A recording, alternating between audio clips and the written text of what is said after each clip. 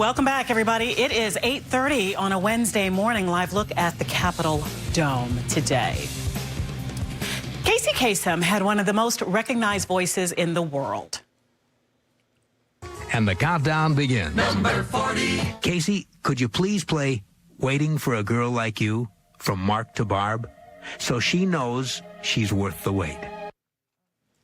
So if you didn't know him from American Top 40, you probably heard Kase Kasem's voice as the voice of Shaggy on Scooby-Doo cartoons. He had a prolific broadcasting and charitable career, but his final years were clouded by a family fight that pitted the eldest children against their stepmother. It's a fight that continues in the courts to this day. Kerri Kasem is the daughter of Kase Kasem, and she's in town to MC an event for Youth for Human Rights. She is also lobbying states to adopt laws to prevent family estrangement, among other things. And good morning. We're so happy you're with us today. Thank you for having me. Yes.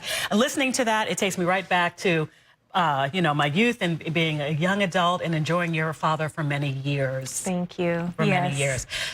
Did you ever think, let's just jump right in, that you would ever become this advocate for against elder abuse and estrangement? Never. I didn't. I never thought. I mean, I'm a syndicated radio host. I'm a talk radio host. I was doing TV and hosting and thinking that's where my life was going. And, all of a sudden I can't see my dad. And I start getting letters and emails and social media. People are saying, this is happening to me too. I didn't think that, I had no idea this was going on in anybody else's family. And so going through the fight and realizing that once you turn 18, you have absolutely no rights to see your parents in this country. None. Is that right? Yes, okay. And zero. So that led to the foundation of the Kasem Cares Foundation? It did. Okay. I created a nonprofit, Kasem Cares, and the Kasem Coalition for lobbying purposes. And I just created legislation with my stepdad, with my lawyer Troy Martin, and Assemblyman Mike Gatto in California. And I said, well, I'm not going to stop just at California. I'm going to go and do all 50 states and hopefully federally.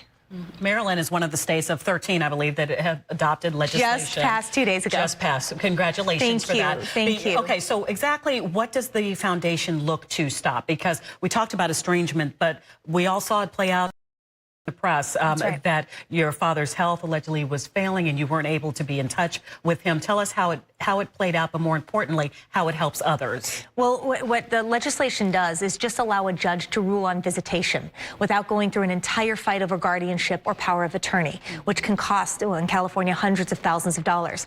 Most people don't have enough money for a retainer for a lawyer. Right. So you can go in and ask a judge, and the evidence now is placed on the person who's not allowing visitation.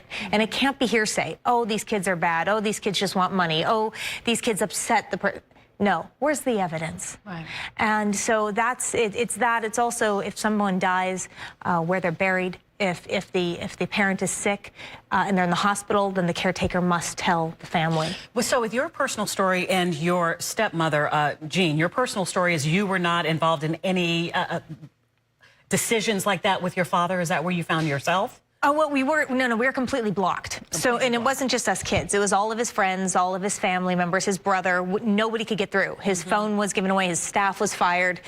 He was not allowed. His driver was not allowed to take him anymore because he couldn't drive, so he had somebody helping him. Was told not to drive him over to see us anymore, and we couldn't get in. And when you tried to knock on the door or anything, the police were called, and there's nothing they can do. If someone's in a residential home and there's a person blocking that door saying, I live here, I don't want them in here. Right. There's nothing you can do. Nothing.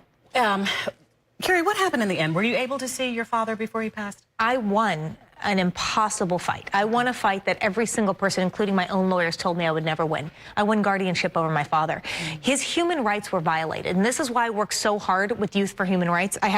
Just a pamphlet. Anybody can call or go on to youthforhumanrights.org and for free, absolutely. I'm not paid. Right. Get a booklet, all 30 human rights, and just know your human rights. Because if you know your human rights, you can change the world. I truly believe that. I believe that, Eleanor Roosevelt made these rights for every single country, not just ours, but most people can't even name one human right. But how powerful would it be if we actually took these human rights seriously? We said it briefly, you're still in a legal battle, that legal battle, from what I read, more so over trust. So let me ask you, what did you say, what do you say to the critics who say, oh, they just want his money?